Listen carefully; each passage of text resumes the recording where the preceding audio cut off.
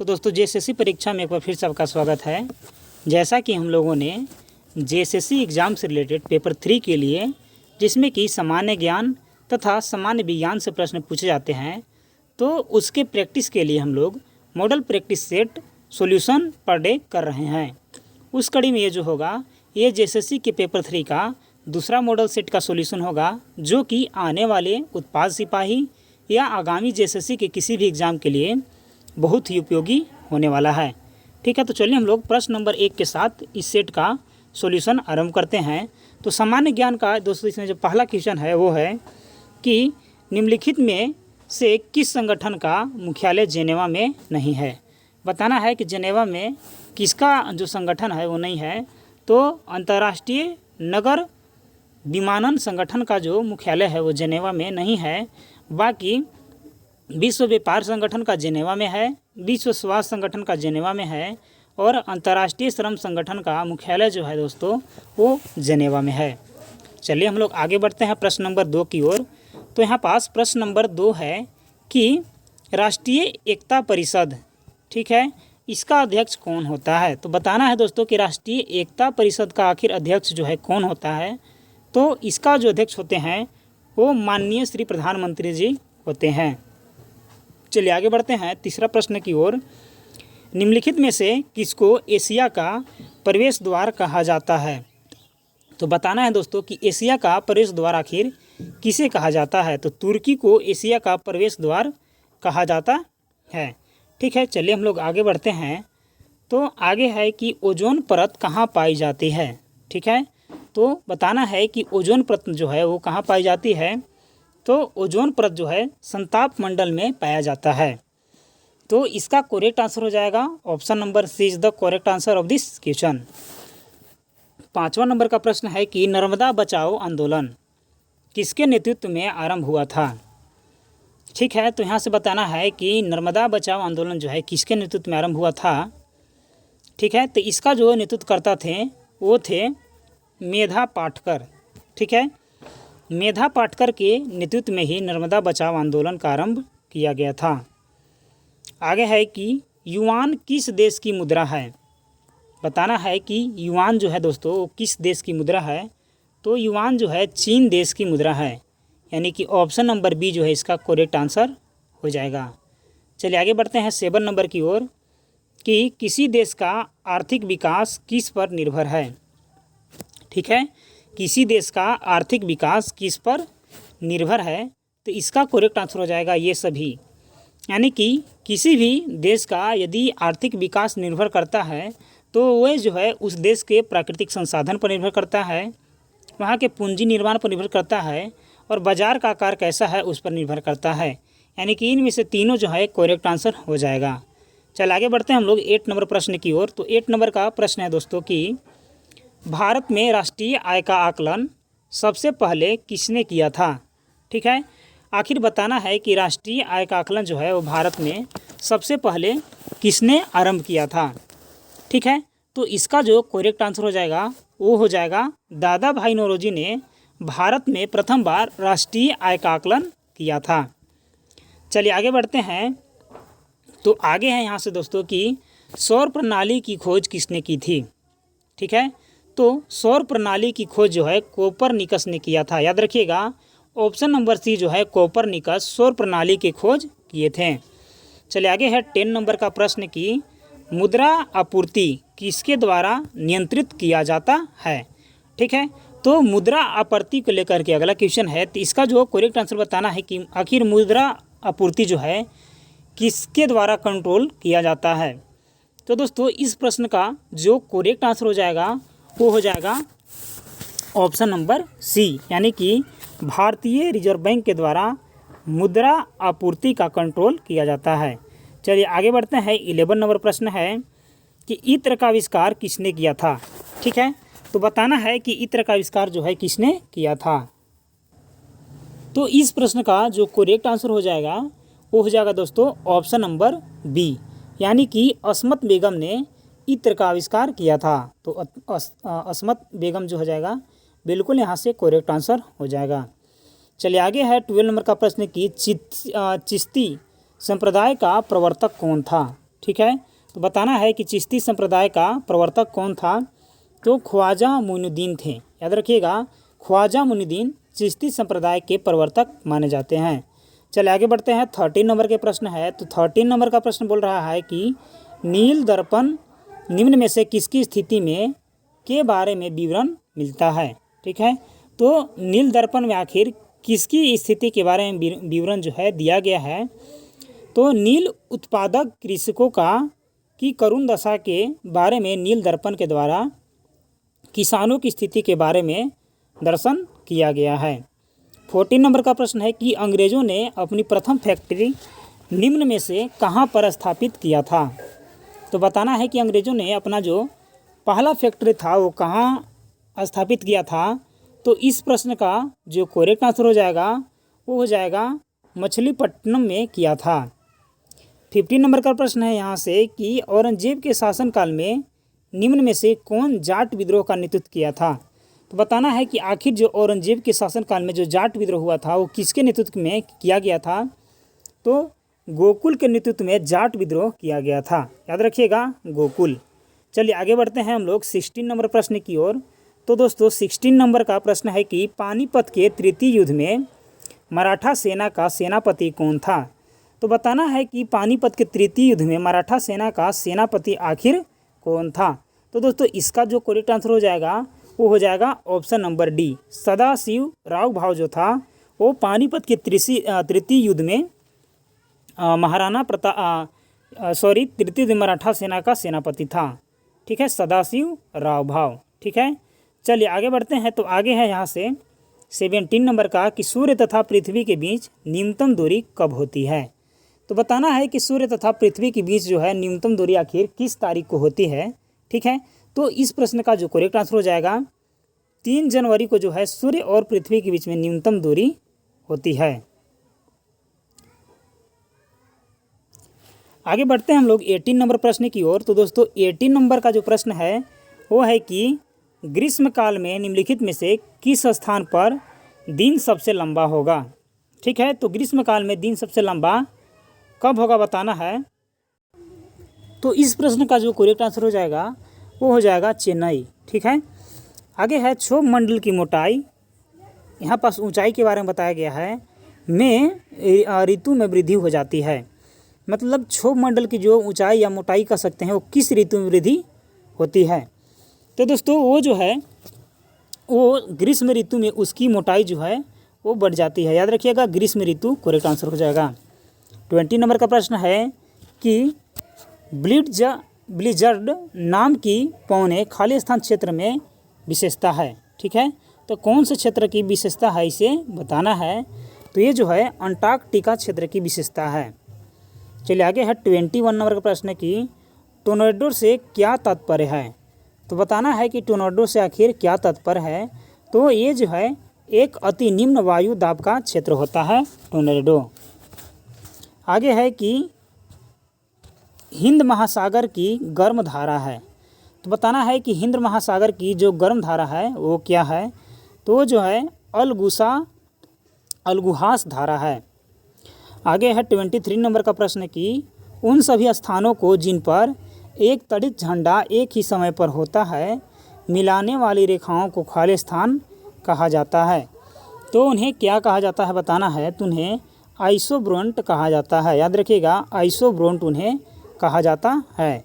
आगे है 24 नंबर का प्रश्न कि रूस के स्टेपी प्रदेश के प्राचीन निवासी हैं।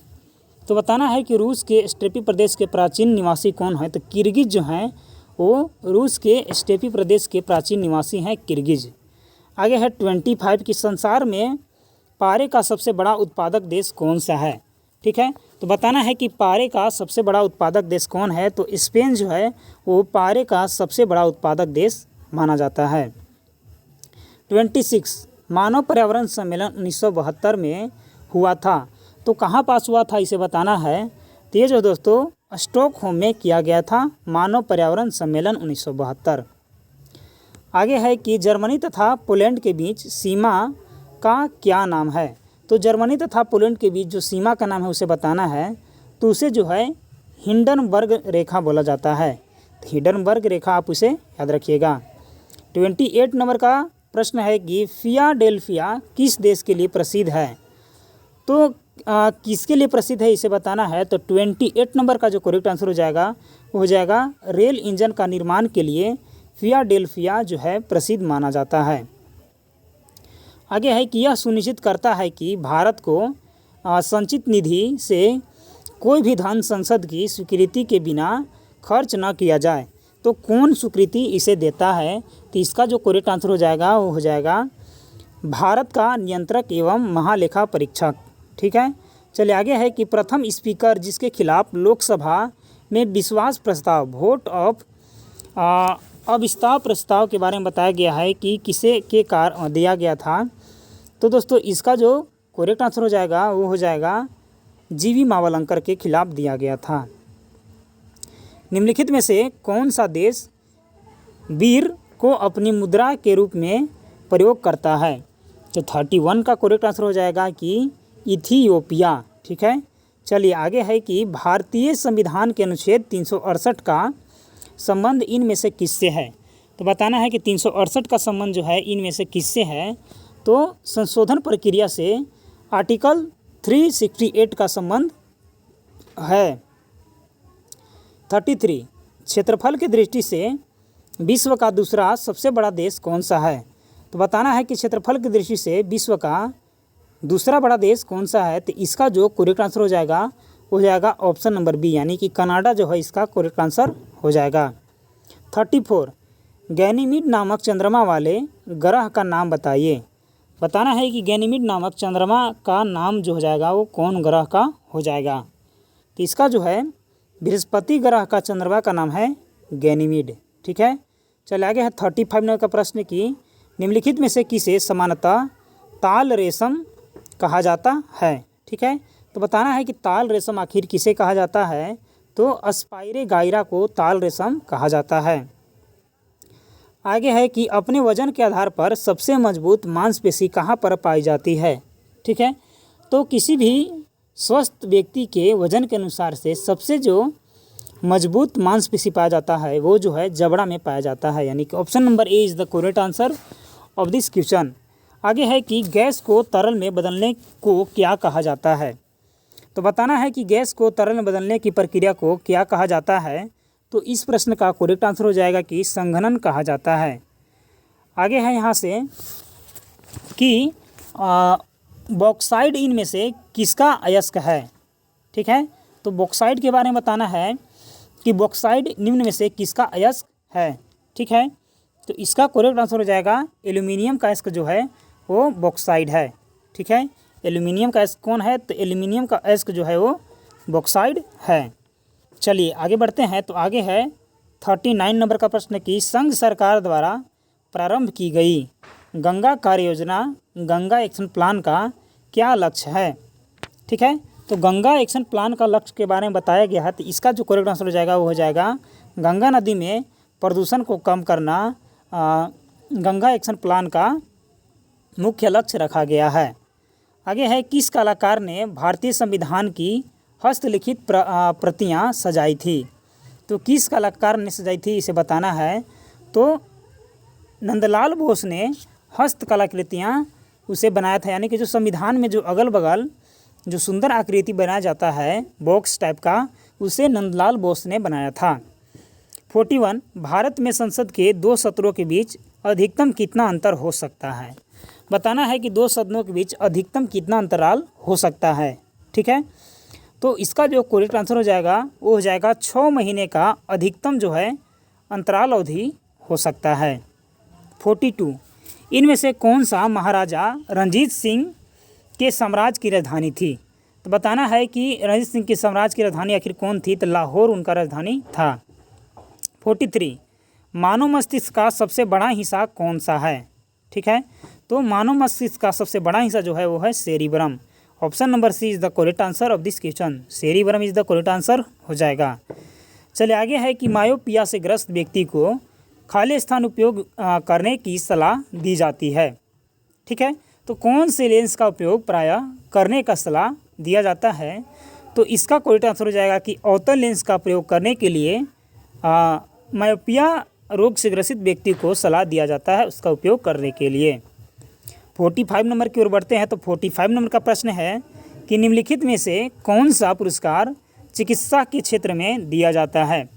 तो चिकित्सा के क्षेत्र में जो पुरस्कार दिया जाता है उसे बताना है। तो इसे जो है DC रॉय पुरस्कार चिकित्सा के क्षेत्र में दिया जाता है। हड़प्पाकालीन स्थलों में अभी तक किस धातु की प्राप्ति नहीं हुई थी। तो बताना है कि किस धातु की प्राप्ति नहीं किया गया है हड़प्पा कालीन सभ्यता से। तो इसका जो करेक्ट आंसर हो जाएगा वो हो जाएगा लोहा का जो है प्राप्ति अभी तक नहीं किया गया है। आगे है 47 कि कोयला किस चट्टान में पाया जाता है। ठीक है, तो बताना है कि कोयला जो है किस चट्टान में पाया जाता है। तो कोयला जो है वो परतदार चट्टान में पाया जाता है। ऑप्शन नंबर बी क्लियर हो जाएगा इसका करेक्ट आंसर। भारत में बीमा क्षेत्र का नियम कौन सी संस्था करती है। बताना है भारत में बीमा क्षेत्र का नियम जो है कौन सा संस्था जो है बनाती है। तो इसका जो करेक्ट आंसर हो जाएगा वो हो जाएगा IRDA जो है बनाती है। आगे है 49 सभी अम्ल जल में घुलकर प्रदान करते हैं। तो सभी अम्ल जो है जल में घुलकर क्या प्रदान करते हैं उसे बताना है। तो इसका जो करेक्ट आंसर हो जाएगा वो हो जाएगा H+ आयन प्रदान करते हैं। धातु पर फोटोग्राफी की प्रक्रिया की खोज किसने की थी। ठीक है, तो धातु पर जो फोटोग्राफी की प्रक्रिया की खोज बताना है कौन किया था। तो उनका जो नाम हो जाएगा वो हो जाएगा दोस्तों जे निप्से ने किया था। 51 नंबर का प्रश्न है आगे कि सामान्य विज्ञान से रिलेटेड अगला प्रश्न है कि बीजों के अंकुरण के लिए सामान्यतः निम्न में से किसकी आवश्यकता नहीं होती है। ठीक है, तो बताना है कि बीज के अंकुरने के लिए किसका नहीं आवश्यकता होती है। तो प्रकाश का आवश्यकता नहीं होती है, बाकी पानी, ताप और हवा की आवश्यकता होती है। आगे है कि कवक और शैवाल के परस्पर संबंध से एक नया पदार्थ वर्ग बनता है, वह है तो उसे जो है लाइकेन कहा जाता है। Option number C is the correct answer हो जाएगा। 53 सर्प का विष मानव शरीर के किस अंग पर प्रभाव डालता है। ठीक है, तो सर्प का जो विष है दोस्तों मानव शरीर के किस अंग पर प्रभाव डालेगा। तो उसे जो है तंत्रिका तंत्र पर प्रभाव डालता है। 54 रतौंधी किस विटामिन की कमी से होती है। तो विटामिन ए की कमी से रतौंधी होती है। धोने वाला सोडा का रासायनिक सूत्र बताना है कि धोने वाला सोडा का रासायनिक सूत्र क्या हो जाएगा। तो धोने वाला सोडा का रासायनिक सूत्र हो जाएगा सोडियम कार्बोनेट यानी कि Na2CO3। आगे है प्रेशर कुकर में खाना जल्दी पक जाता है क्योंकि। ठीक है, प्रेशर कुकर में खाना जल्दी इसलिए पकता है क्योंकि उसके जो अंदर जो जल होता है उसका क्वथनांक बढ़ जाता है। ठीक है, जिससे दबाव भी बढ़ जाता है, प्रेशर भी बढ़ जाता है। 57 एड्स रोग फैलता है। ठीक है, तो बताना है कि एड्स रोग किसके कारण से फैलता है। तो एड्स रोग वायरस के कारण से फैलता है। 58 पौधा अपने किस अंग के द्वारा सांस लेता है। ठीक है, तो पौधा जो है अपने पत्तियों यानी कि स्टोमेटा के द्वारा सांस का आदान प्रदान करता है। चलिए आगे है 59 नंबर का प्रश्न कि एक कांच के छड़ को ऊन से रगड़ा जाता है।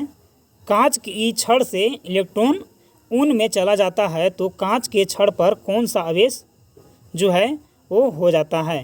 तो बताना है कि कौन सा आवेश से जो है आवेशित हो जाता है।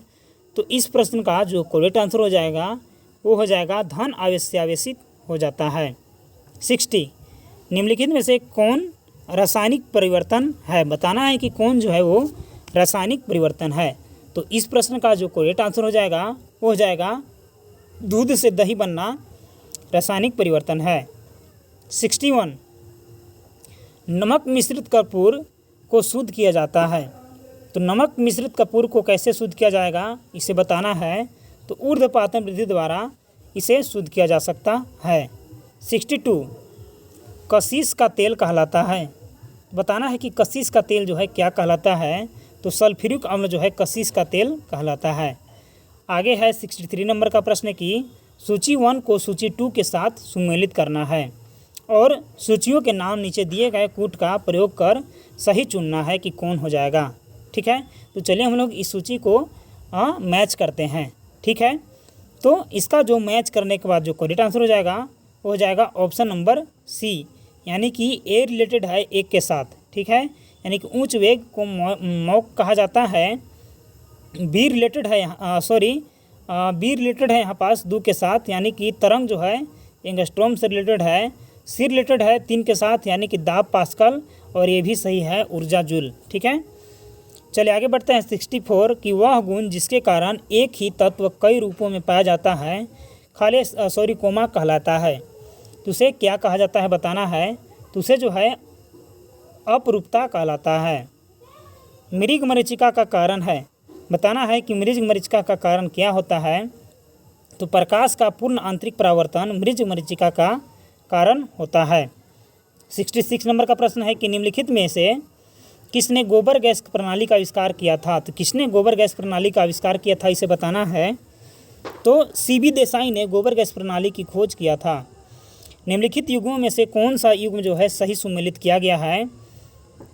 तो इस प्रश्न का जो करेक्ट आंसर हो जाएगा वो हो जाएगा ऑप्शन नंबर सी जो है वो सही किया गया है, हरे पौधे पारिस्थितिकी तंत्र।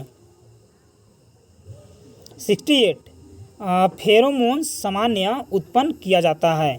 तो फेरोमोन सामान्यतः उत्पन्न किया जाता है, तो क्या उत्पन्न करते हैं, तो कीटों द्वारा उत्पन्न करते हैं। 69 है यहाँ पास कि सूची 1 सूची 2 को मिलाना है और सही इससे बताना है कि कौन जो है सही हो जाएगा, ठीक है।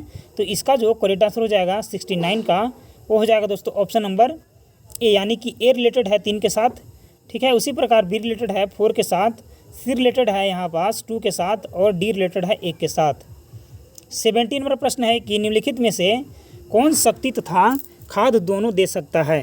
तो कौन शक्ति और खाद दोनों दे सकता है उसे बताना है। तो इसका करेक्ट आंसर हो जाएगा बायोगैस संयंत्र जो है दोनों दे सकता है। 71 जब फॉर्मेल्डिहाइड को ग्रिनियर अभिकर्मक के साथ अभिक्रित किया जाता है तो निम्नलिखित में से कौन सा यौगिक बनता है। तो इसे जो करेक्ट आंसर हो जाएगा इसका करेक्ट आंसर हो जाएगा ऑप्शन नंबर ए, प्राथमिक एल्कोहल। चलिए आगे है 72 नंबर प्रश्न की फ्लाई ऐसे हैं। फ्लाई एस क्या है बताना है। तो जो फ्लाई एस होता है दोस्तों उसे जो है एस के लघुकण को फ्लाई एस कहा जाता है। चलिए आगे बढ़ते हैं।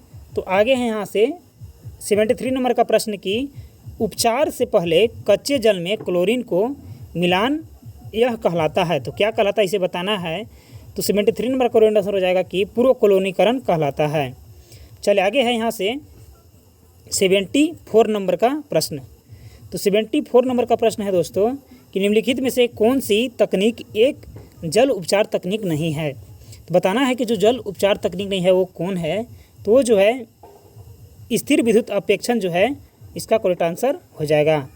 इस सेट का अंतिम प्रश्न है कि निम्नलिखित में से कौन सा भारत में घर के अंदर होने वाला मुख्य वायु प्रदूषक है। तो घर के अंदर होने वाला मुख्य वायु प्रदूषक है उसे बताना है। तो इसका करेक्ट आंसर हो जाएगा option number C, carbon monoxide.